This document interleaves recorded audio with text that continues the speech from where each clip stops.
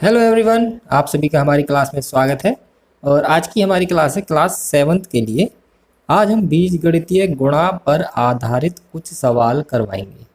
बीजगणितीय पदों की गुणा कैसे होती है इससे पहले हम वीडियो में बता चुके हैं। सर्व समीकरणों पर आधारित सवाल भी बता चुके हैं। अब हम उन दोनों चीज़ों पर आधारित यानी गुणा पर और सर्व समीकरणों पर आधारित कुछ इबारती प्रश्नों को हल करेंगे। ठीक है, 5 प्रश्न आज की क्लास में हमने लिखे हैं।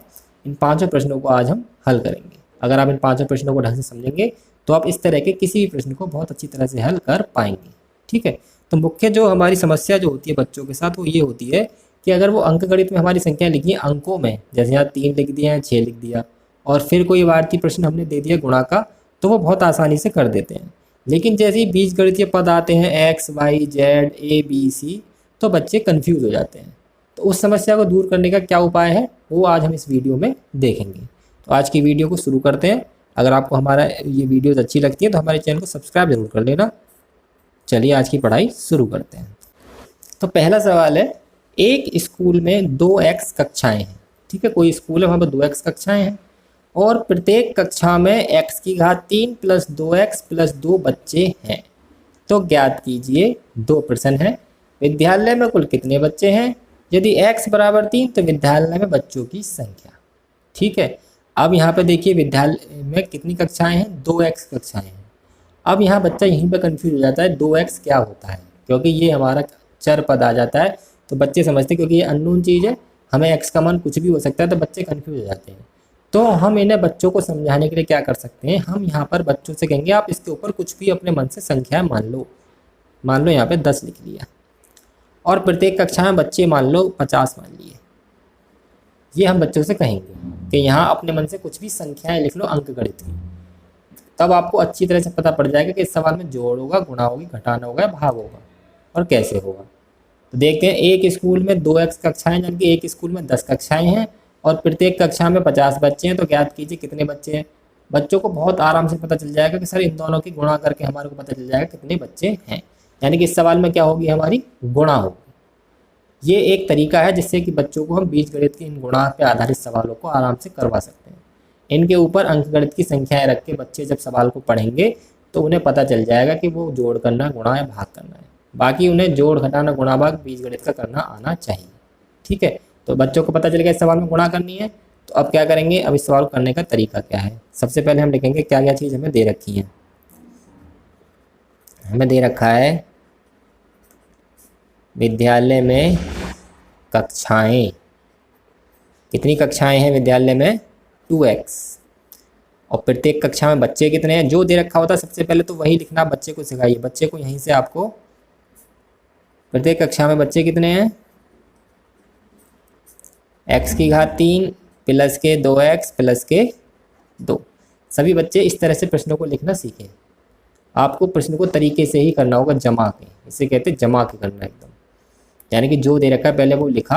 अब इसमें फर्स्ट पार्ट है विद्यालय में कुल कितने बच्चे हैं। तो कुल बच्चे हमें पता चल चुका है, दोनों की गुणा करके आया है जब हमने इसके ऊपर अंकगणित की संख्या लिखी।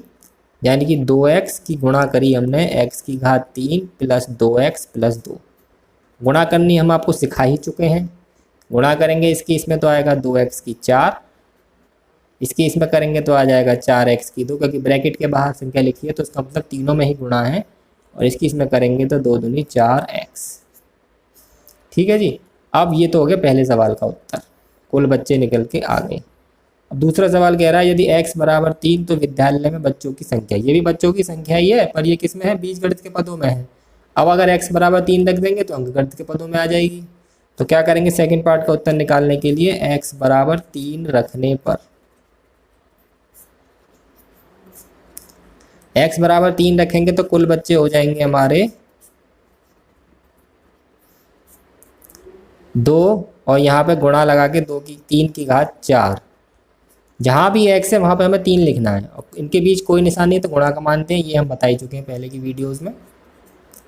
+4 × 3, इसे केवल हल करना है। अब तो 2 × 3 की घात 4 का मान होता है 81, 4 × 3 की घात 2 का मान होता है 9 और 4 × 12। ये हो गया 162 + 36 + 12। इन तीनों को जब जोड़ेंगे तो 6 और 2 8 और 2 10, हासिल का 1 और 1 2 और 3 5 और 6 11। उस विद्यालय में 210 बच्चे हैं। समझ में आ गया आपको? गुणा करनी है और ये आपको पता चला है अंकगणित की संख्या ऊपर रखने के बाद। ठीक है, अब चलते हैं दूसरे सवाल पर। दूसरा सवाल है हमारा, एक रेलगाड़ी की चाल है 2x की घात 2 + x + 4 किलोमीटर प्रति घंटा। इसका मतलब है कि 1 घंटे में वो इतने किलोमीटर जाती है। गाड़ी 3x घंटे में कितनी दूर जाएगी, यानी कि दूरी निकालनी है। और यदि x बराबर 5 हो तो कितनी दूर जाएगी, यानी कि फिर भी हमें दूरी ही निकालनी है। तो हमें एक सूत्र बताया होगा, पता है हमें एक सूत्र, चाल बराबर दूरी बटे समय। इस सूत्र से हम इस सवाल को हल करेंगे। तो हमें जो चीज़ दे रखी है पहले वो हम जमाएंगे। हमें ये दे रखी है, क्या है ये रेलगाड़ी की चाल। तो चाल बराबर दे रखा है 2x की घात 2 + x + 4, और अंग्रेजी में किलोमीटर प्रति घंटा को इस तरीके से लिखते हैं। और फर्स्ट पार्ट में जो हमारा समय दे रखा है इसमें, वो दे रखा है 3x घंटे। तो दोनों चीज़ें हमारी यहाँ भी घंटे में, यहाँ भी घंटे में, तो हमें कुछ भी बदलने की ज़रूरत नहीं है। सीधे सीधे हमें लगाना है सूत्र। और सूत्र क्या होता है हमारा, चाल बराबर दूरी बटे समय। चाल के नीचे चाल लिख दो, दूरी के नीचे हमें दूरी लिखनी है। दूरी हमें बतानी कितनी होगी, तो हम दूरी को दूरी रहने देंगे। और समय हमारा है 3x। अब क्या कर देंगे, इसकी तिरछी कर देंगे गुणा। इसके नीचे 1 रख के तिरछी गुणा या कैची गुणा कहते हैं, इसकी इसमें गुणा करेंगे। दूरी में तो दूरी ही आ जाएगा, ठीक है, दूरी की 1 में गुणा तो दूरी। और 3x को इसके ब्रैकेट के बाहर लिख देंगे इस तरीके से। इसका मतलब है इसकी इस पूरे में गुणा होगी, जैसे हमने पीछे वाले सवाल में करी थी। इसकी गुणा इस तीनों में करेंगे, पहले इस पहले वाले पद में करेंगे तो आ जाएगा 6x की 3, दूसरे में करेंगे तो 3x की 2, और तीसरे में करेंगे तो 12x। ये हमारी दूरी आ गई किलोमीटर में।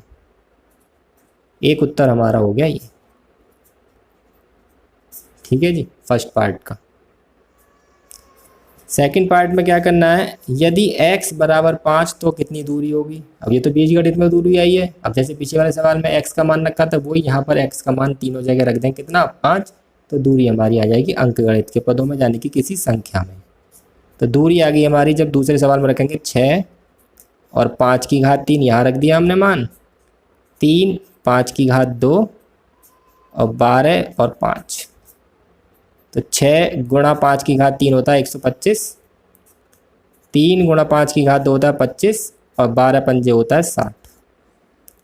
125 की 6 में करेंगे तो हो जाएगा 750 + 75 और +60। तीनों को जोड़ देंगे, 5, 6 और 7 13 और 5 18, हासिल का 1। 885 किलोमीटर की दूरी तय करी है उसने। ये हमारा अंकगणित में उत्तर आ गया। समझ में आ गया आपको? सवाल को बीजगणित में भी करना है, फिर x का मान लिखेंगे तो अंकगणित में पता चल जाएगा कि उसने रेलगाड़ी में कितनी दूरी तय की है। अब चलते हैं सवाल नंबर 3 पर। तीसरा सवाल है, एक बगीचे में x + 2y पंक्तियां हैं और प्रत्येक पंक्ति में x + 2y पेड़ हैं। तो ज्ञात कीजिए बगीचे में कुल पेड़, और x और y का मान रख देंगे तो वो उत्तर आ जाएगा अंकगणित में। वो भी इसमें सेकंड पार्ट में निकालना है। तो सबसे पहले बच्चों को क्या पता पड़ेगी कि इसमें ये जुड़ेंगी या घटा होगा या भाग होगा, कैसे पता चलेगा। हम इसके ऊपर संख्या लिख लेते हैं। हम लिख देते हैं एक बगीचे में मान लो 10 पंक्ति हैं और प्रत्येक पंक्ति में 5 पेड़ हैं। तो बच्चे अब हिसाब लगाएंगे, एक बगीचे में 10 पंक्ति हैं। तो मैं इसे समझा भी देता हूँ, आप कैसे समझ सकते हैं। 1 2 3 4 5 6 7 8 9 10, 10 पंक्ति हो गई। थोड़ी बड़ी कर लो इन्हें, कितनी पंक्ति हो गई है हमारी, 10 पंक्ति है मान लो बगीचे में। इसे पंक्ति कहते हैं, एक पंक्ति। और एक पंक्ति में कितने पेड़ है, 5। 1 2 3 4 5 इस पर है, 1 2 3 4 5 इस पर है, 1 2 3 4 5 इस पर है। ऐसे हर एक पे 5 5 हमारे पेड़ लग रहे हैं। तो कैसे निकालेंगे कुल पेड़, इसकी पंक्तियों की इन पूरे पेड़ों में गुणा करके, जितने एक पेड़ पंक्ति में पेड़। समझ में आया आपको? एक पंक्ति में जितने पेड़ हैं उसकी पूरी पंक्तियों में गुणा कर दो। 5 इसमें, 5 इसमें, 5 इसमें, 5 इसमें, 5 इसमें। तो 5 कितनी बार गुणा करिए, 10 बार। और 10 कितनी है हमारी पंक्ति ही तो है। तो इस तरह के सवाल जब पंक्ति और पेड़ वाले होते हैं तो हम दोनों की गुणा कर देते हैं। अब सवाल को करेंगे हम जरा जमा के। जमाएंगे कैसे? सबसे पहले लिखेंगे बगीचे में पंक्तियाँ कितनी हैं। बगीचे में पंक्तियाँ, कितनी पंक्तियाँ हैं बगीचे में? x + 2y। ठीक है जी। और प्रत्येक पंक्ति में पेड़ कितने हैं वो भी लिख लो। प्रत्येक पंक्ति में पेड़ कितने हैं वो भी हैं x + 2y। ठीक है जी। अब फर्स्ट पार्ट में क्या करना है? कुल पेड़ निकालने हैं। तो मैंने क्या बताया, दोनों की क्या करी जाएगी? गुणा, यानी कि x + 2y और x + 2y। अब यहाँ ध्यान दीजिए, ये दोनों संख्याएं बिल्कुल एक जैसी हैं, सेम टू सेम, और दोनों का चिन्ह भी कैसा है? बिल्कुल सेम टू सेम।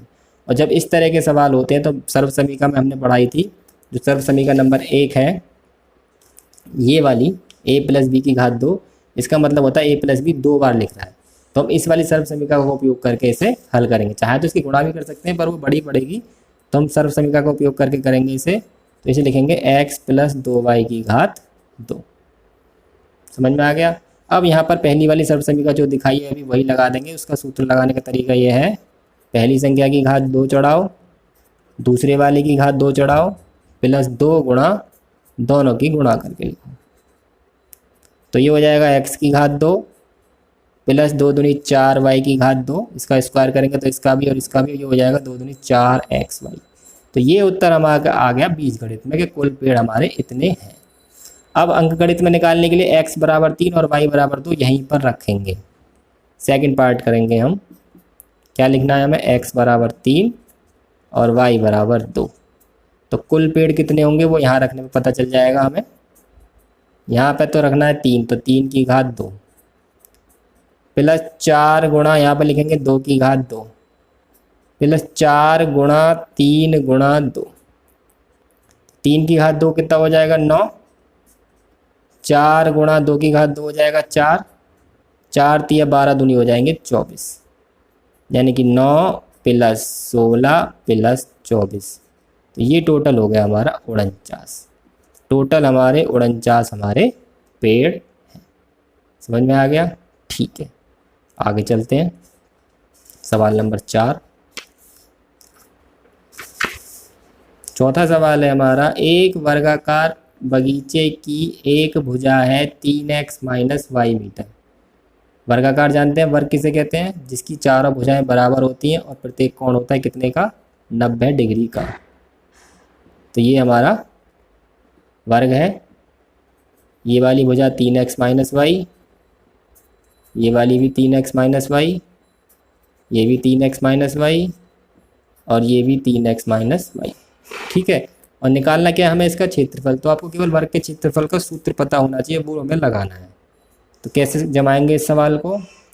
सबसे पहले हम लिखेंगे वर्गाकार बगीचे की भुजा। कितनी दे रखी है हमें इसकी भुजा? भुजा हमें दे रखी है इसकी 3x - y, और इसके आगे मीटर जरूर लगाना क्योंकि इसमें यूनिट का ध्यान रखना है जब क्षेत्रफल का सवाल आ जाए। हमें केवल इसमें वर्ग का क्षेत्रफल निकालना है और इसमें किसी का मान नहीं रखना। वर्ग का क्षेत्रफल का सूत्र पता होना चाहिए हमें, होता है भुजा की घात 2। तो यहाँ पे उसी सूत्र को लगाएंगे। भुजा हमें दे रखी है 3x - y की घात 2। अब इसमें सर्व समीकरण का उपयोग करेंगे, सर्व समीकरण नंबर 2 माइनस वाली, जो कि ये वाली है, a - b की घात 2। देखिए वही सर्व समीकरण है, a की जगह 3x है, b की जगह y है। इसे हम लगाएंगे। हम लगाना आपको इसे सिखा ही चुके हैं। कैसे लगाते हैं? पहली संख्या की घात 2 प्लस दूसरी संख्या की घात 2 माइनस 2 गुणा दोनों संख्याओं की गुणा। इसका स्क्वायर आपको पता ही है, 9x की घात 2 आएगा, इसका y की घात 2 ही रहेगा और ये हो जाएगा 2 × 6xy ब्रैकेट बंद। मीटर की घात 2 क्षेत्रफल जब भी निकालते हैं तो उस पर 2 घात भी चढ़ाते हैं। ये हमारा आ गया बगीचे का क्षेत्रफल। ठीक है, तो इस सवाल करने के लिए आपको वर्ग के क्षेत्रफल का सूत्र पता होना जरूरी था। ये सब हमारे मीटर में है, तो यहाँ मीटर लिख देंगे, ज़्यादा ठीक लगेगा। अगला सवाल करते हैं, आज का लास्ट सवाल है। सवाल है, एक किताब का मूल्य है 3x + 1 रुपये, तो 3x - 1 किताब का मूल्य क्या होगा? अब बच्चे इस सवाल में कंफ्यूज हो जाएंगे कि गुणा होगा या भाग होगा, तो हम क्या करेंगे, इस पर रख लेंगे। मान लो किताब का मूल्य हमारा है 50 रुपये और 5 किताब का मूल्य कितना होगा, तो बच्चों को बहुत आराम से पता चल जाएगा जी गुणा होगी, 50 पंजे 250 रुपये की हो जाएंगी 5 किताबें। तो क्या होगी, दोनों की गुणा होगी। बच्चे आराम से बता देंगे किताब का मूल्य अगर 50 रुपये है तो 5 किताबों का मूल्य क्या होगा। और अगर बच्चे इस वीडियो को देख रहे हैं तो बच्चे खुद समझ रहे होंगे कि अगर एक किताब का मूल्य 50 रुपये है बच्चों, तो 5 किताब का मूल्य क्या होगा, ये आपको पता होगा। ठीक है, तो इस सवाल को हल करने के लिए क्या करेंगे, सबसे पहले सवाल को जमाएंगे हम लिखेंगे एक किताब का मूल्य कितना है, एक किताब का मूल्य बराबर 3x प्लस 1 रुपये। और फिर हमें कितने किताब का मूल्य निकालना है, 3x माइनस 1 किताब का मूल्य बराबर 3x प्लस 1 और गुणा 3x माइनस 1। हमें ये कैसे पता चला गुणा होगी, क्योंकि हमने ऊपर इन पर अंकगणित की संख्या लिख के पता कर लिया था। अब इसकी या तो सीधे सीधे गुणा कर दो, इसकी इन दोनों में करो, फिर इसकी भी इन दोनों में करो, वो बढ़ जाएगी बड़ी। इससे अच्छा है कि हम सर्व समीकरण नंबर 3 का इसमें उपयोग करेंगे। ये वाली पक्ष हमें दे रखा है और ये हमें निकालना है। a plus b a minus b बराबर होता है a square minus b square. दोनों डिजिट बिल्कुल सेम होनी चाहिए और इनके चिन्ह हमारे अलग होने चाहिए, और वो इसमें है।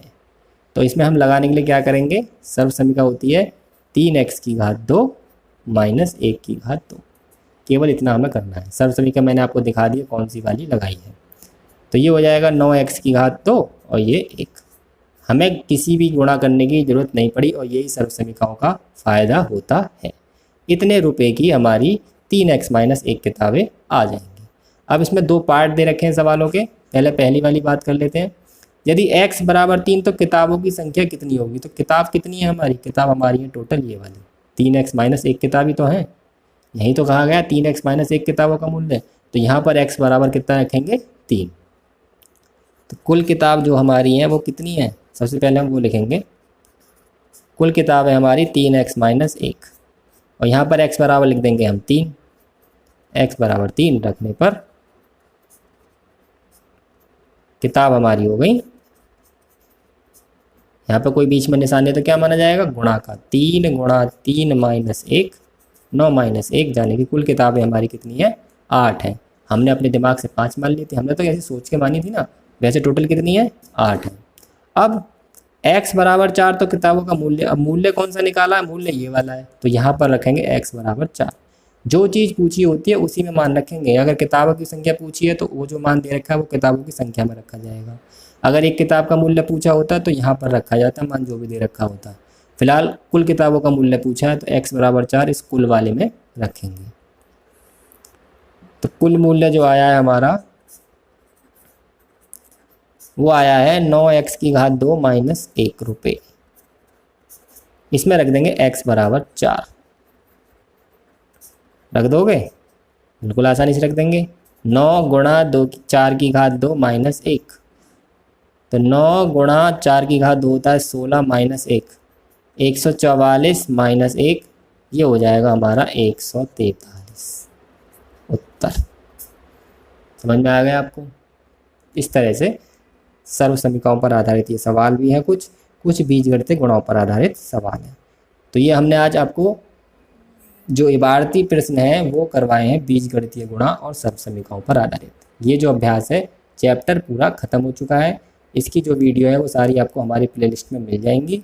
और अगर इसी तरह की वीडियो आप लगातार देखना चाहते हैं, हमारी क्लास आपको अच्छी लगती है, हमसे पढ़ना चाहते हैं, तो हमारे चैनल को सब्सक्राइब कर लीजिए और बेल आइकन को दबा दीजिए ताकि जैसी वीडियो आए आपके पास नोटिफिकेशन पहुंच जाए, आप उसे देख सकें और अपनी पढ़ाई पूरी कर सकें। आज की वीडियो ख़त्म होती है। धन्यवाद।